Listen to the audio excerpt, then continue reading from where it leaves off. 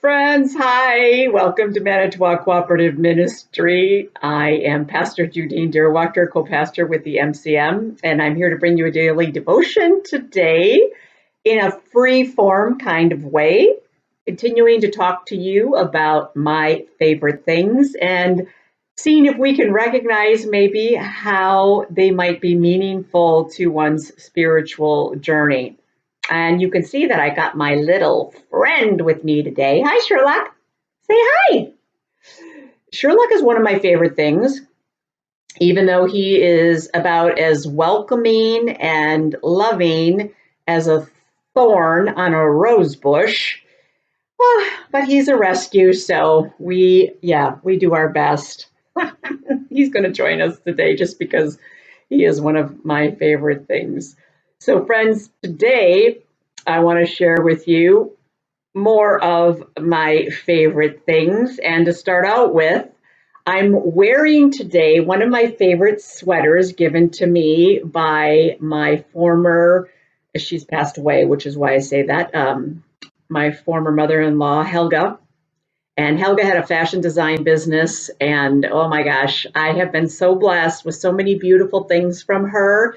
And one of the things that I was gifted with is this cashmere sweater. And one of my favorite things is cashmere. It's just not only, and it doesn't matter on the outside, beautiful and elegant, etc., but I want to talk to you today about how things that are smaller or more minimized are in fact more quality and more beautiful and more meaningful even. So for example, cashmere is so stunning and it feels amazing against your skin because its fibers are more fine, they're lighter and softer, but oddly enough, they are stronger than other fibers. So they're lighter, they're softer, they're finer, but they're stronger. It's literally a paradox, which I often share with you that that's what God is, a paradox, meaning the opposite becomes true. Likewise, another one of my favorite things is champagne. Oh my gosh, I love champagne. Sherlock, do we love champagne? We do. We love champagne. And the same is true for champagne. Now, let me just give you a little tiny champagne education, and believe you me, I'm a total novice at this. I don't know much about it at all, but this is what I do know, is that you can only ever call something champagne if it is from the county, the region of Champagne in France. So champagne is only champagne if it's from France. Likewise, you have probably heard the term of cava, right?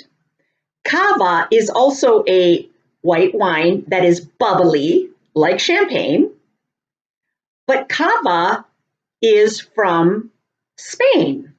So you can't go call some Spanish white bubbly wine champagne, because that's only French.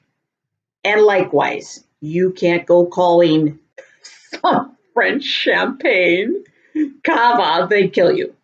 Okay, likewise, I'm getting to a point here. Prosecco is, okay, Sherlock, he's scratching my head.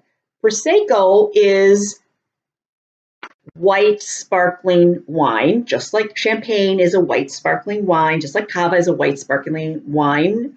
Prosecco is an Italian term for white sparkling wine.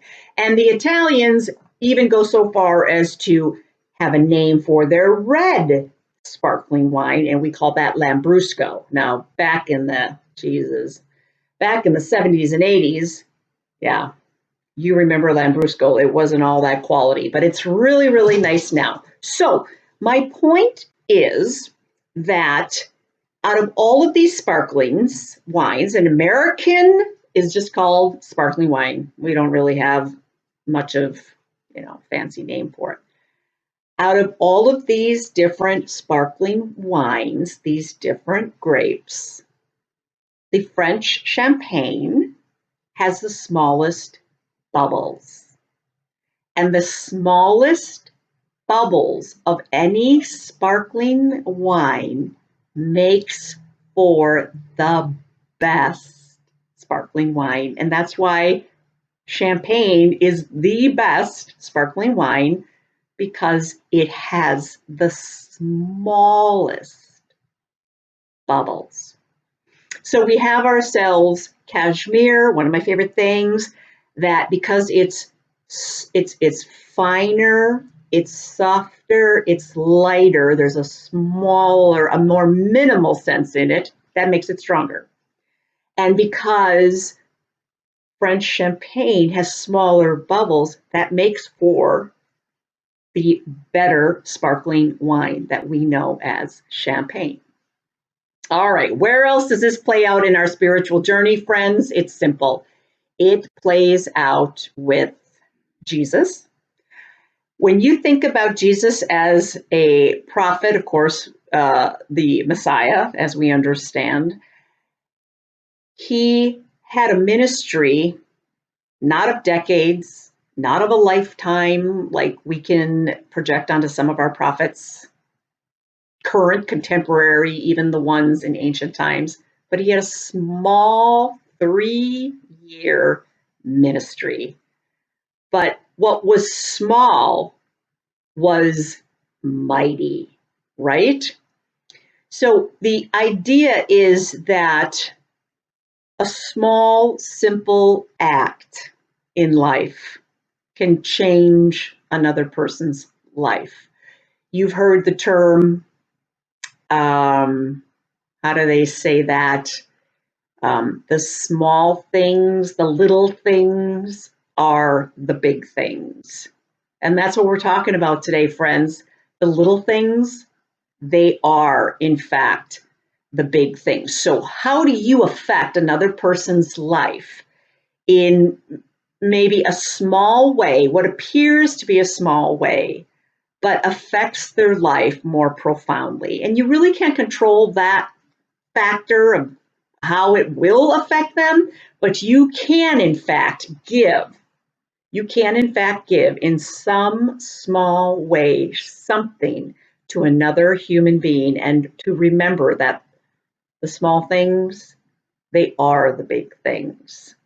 And that I'm going to close this devotion out with a saying from Maya Angelou, poet and author, who said, these things that we think matter in life, the big things, and they do in some sense, our house, our car, our bank account, our job. These are all very, very big things, but no one ever is going to remember you for those things. They simply are not. People don't remember those things. People remember how you make them feel, how you made them feel.